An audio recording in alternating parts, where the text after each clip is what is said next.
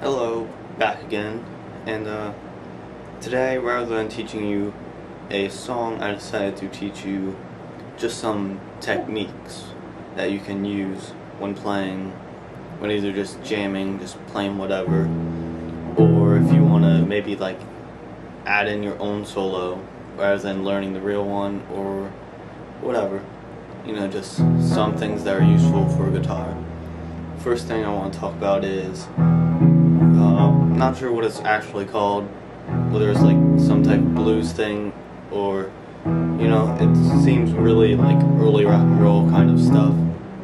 And then also use later on like the Beatles and Led Zeppelin, those kind of guys also used it.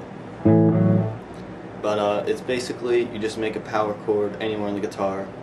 I'll just make an easy open E power chord, A string on the 2nd fret, and you just strum that, and then whatever is 2 frets above where the power chord shape is on the highest string, you're gonna put on a finger there. So basically, if that was confusing, since I'm on the 2nd fret on the A string, put a finger down 4th fret on the A string. So it's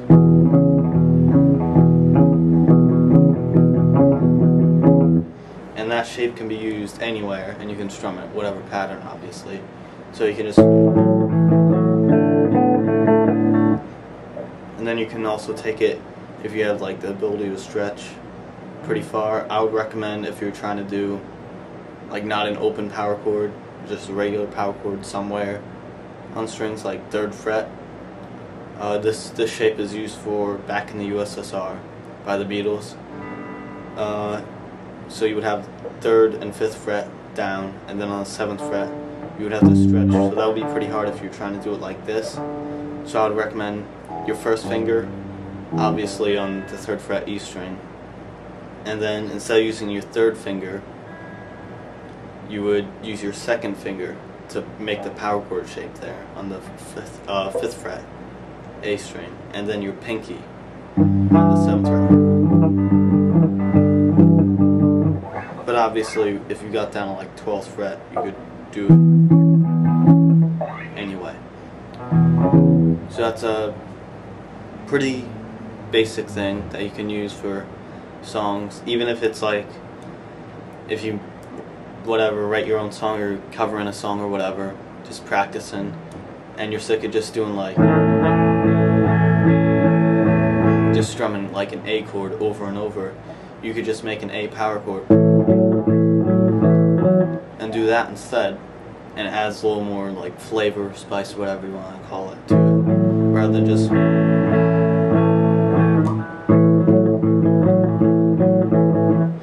speeds it up, changes it up.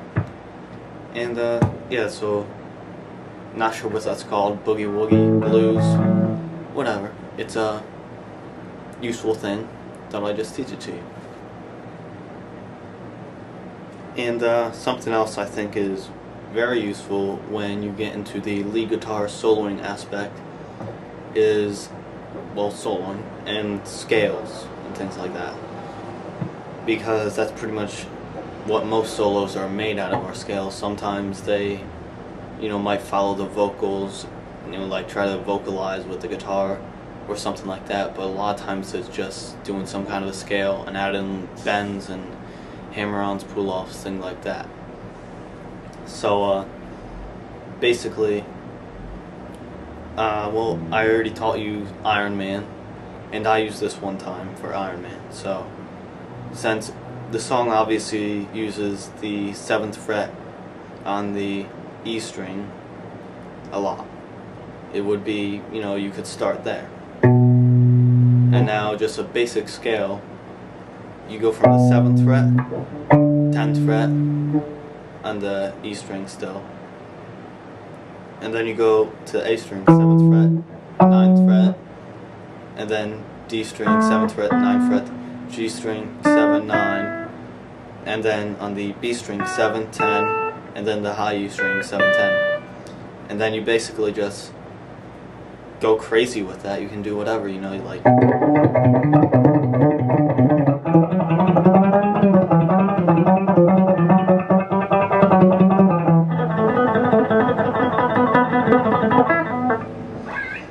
all kinds of things like that. And works pretty well, you know. You can start up here and then work your way down and then get back into the, you know, for that specific song.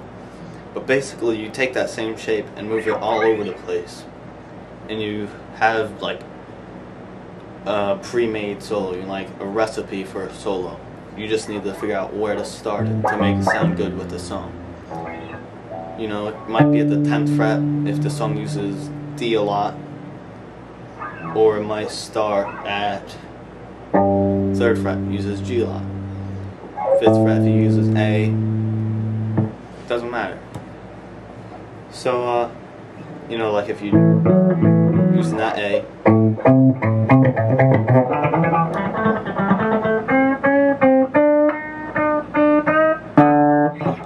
you know, all that. And then you can obviously, you know, for a solo it'd be better add some type of like effects like distortion, maybe using a wah pedal, stuff like that to make it sound a little better. And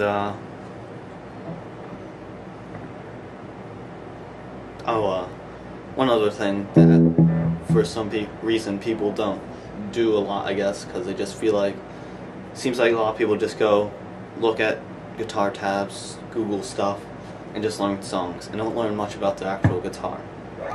Basically, something that's good to practice if you're bored or if you just need to practice it, because it's very helpful. Like, this is a scale, like I told you. But there's also scales like,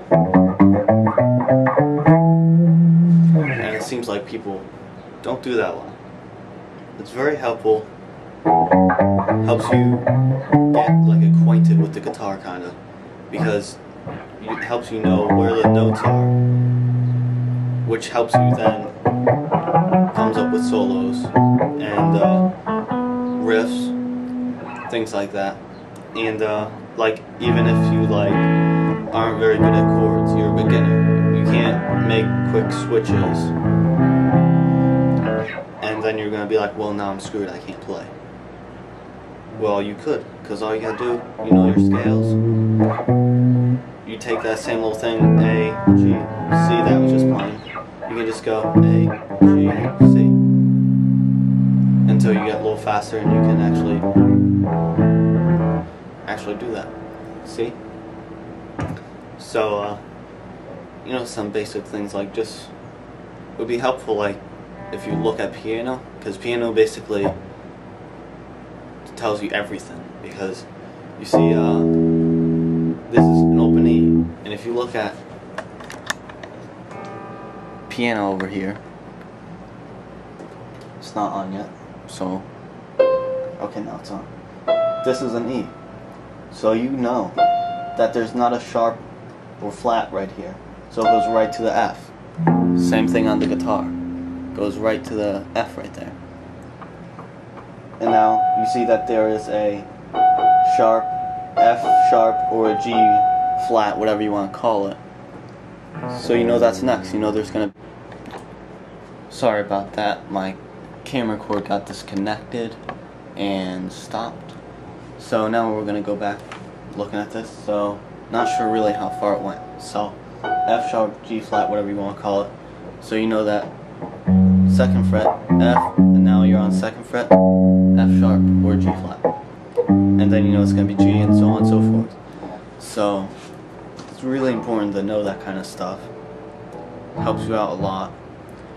And then there's also one other little thing you could practice is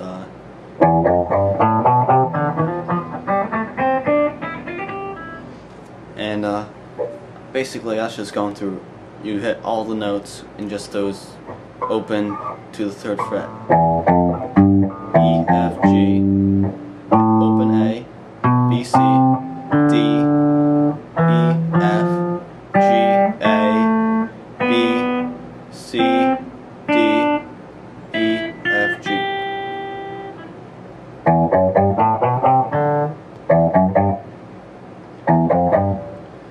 Got it.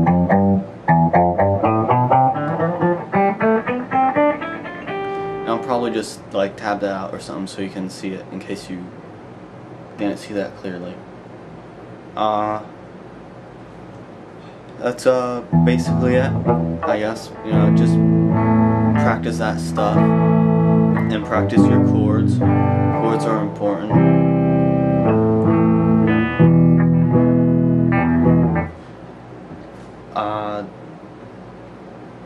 Keep your guitar in tune.